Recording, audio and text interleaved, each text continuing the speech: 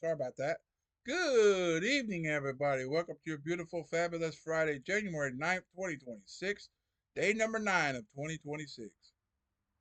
Hope everything's been going so well today. Here's your turning point for today, episode 884, Lord of All. So, please let me know what you think about the numbers being posted on the thumbnails. That's just another thing, and I figure out how to do them. So let me know if that's working. Let me know how that's working out. And birthdays, anniversaries, and prayer requests down below. Let me know how your beautiful, fabulous Friday was today, and what's your plans for your next weekend of the month. Your Jubilant Saturday tomorrow. So,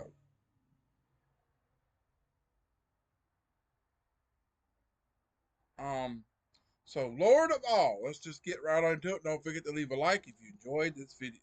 If you enjoyed today's passage at the end. Lord of all, Colossians 1:16. For by Christ all things were created that are in heaven and that are on earth, visible and invisible, whether thrones or dominions, principalities or powers, all things were created through him and for him. So any attempt to take away a favorite food or toy from a toddler may be met with a stern look and a firm, mine.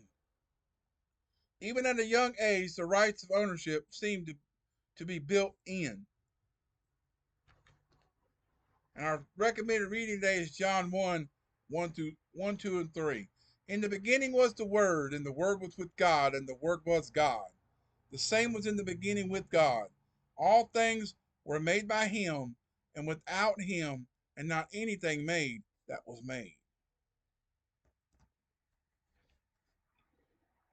So the fallacy of the 2-year-old thinking is that nothing is mine. Everything is part of creation and therefore the property of the Creator, Jesus Christ. He created everything in heaven and on earth. Jesus Christ, I'm not trying to say nothing bad, but Jesus is not the creator. He's the son of the creator. God created all things. Jesus was just God in human form. But you're referring to the maker and all is God. God is the creator. Jesus is just human form God. He created everything in heaven and on earth. Every earthly ruler is subject to the ruler of all. All things were created through him and for him. With these words, the Apostle Paul echoed the words in Psalm 2, where the Davidic Messiah king would be given the nations and all the earth as his possession. Kings and rulers are warned to be wise and submit to him in fear and trembling, but not just kings. The same warning applies to us. So, as part of creation, we are bound to recognize Christ as Lord of our lives.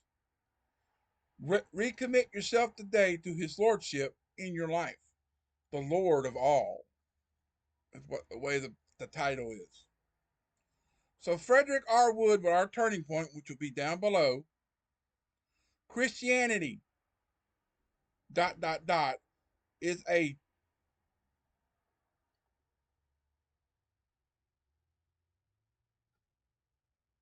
bowing of the knee to the lordship of Christ. Sorry about that. I couldn't tell what that word was. I could see it, but I was like, "What is that word?" I couldn't. That first letter was blurry, and I finally focused. Once I looked over to another word, I'm like, "Oh, that's that word." Okay. And then our scripture today is Genesis 29, 30, and 31. But that turning point and the scripture verses will be down below in the description. So,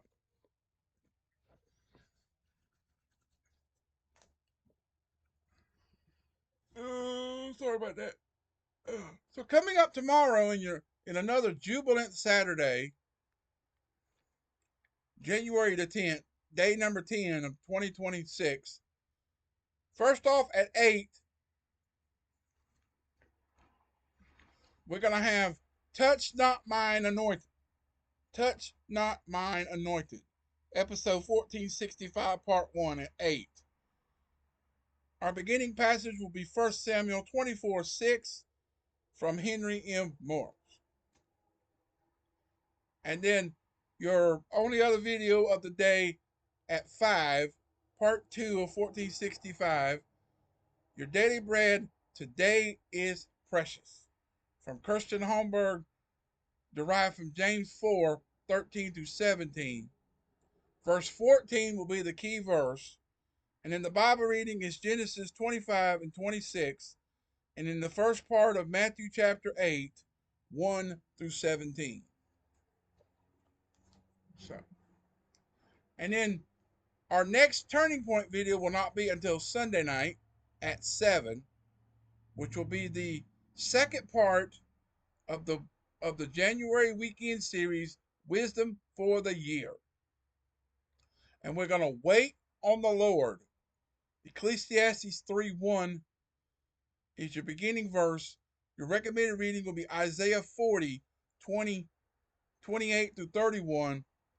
The turning points from Matthew Henry, and the weekend reading is Genesis 32 through 38. 2, 3, 4, 5, 6, 7, 8. 7 chapters. So somehow or another split them as evenly as you can. Read half tomorrow on Saturday and then read the other half for Sunday. However you do it. And with 7, I would split it even and even, and then that middle chapter would be split. Or you could just do 5 one day, 4 the next day, or do 4 one day and 5 the next day, whichever, however you want to do it if you're doing it that way. These are just for the ones that are following along with those scripture readings. They can split it however they want it. And if you're doing another, if you're on another daily scripture read, stay on that, stick on that. And this is just for ones that need to have a scripture.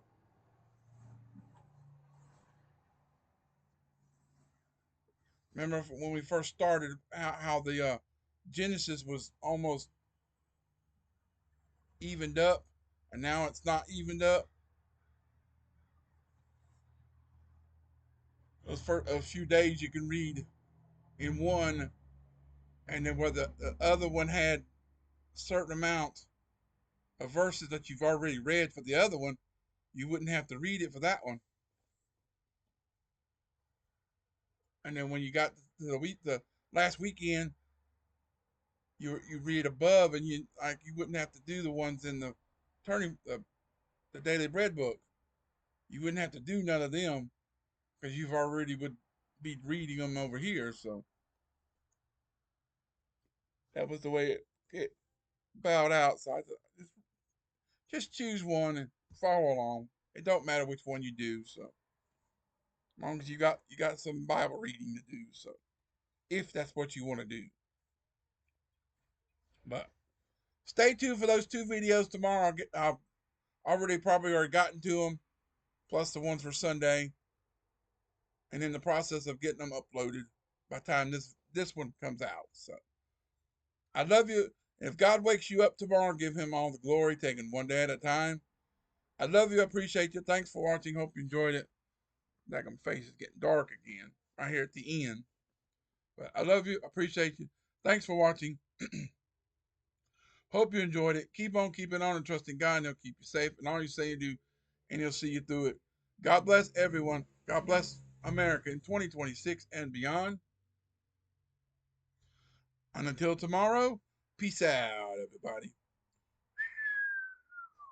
So long. Have a great rest of your beautiful, fabulous Friday evening, and come back tomorrow for another start of another weekend and another Jubilant Saturday. And hope everyone has a wonderful weekend.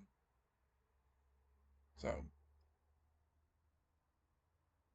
have a great rest of your evening, and I'll see you back here tomorrow. Have a great weekend, everyone. Goodbye.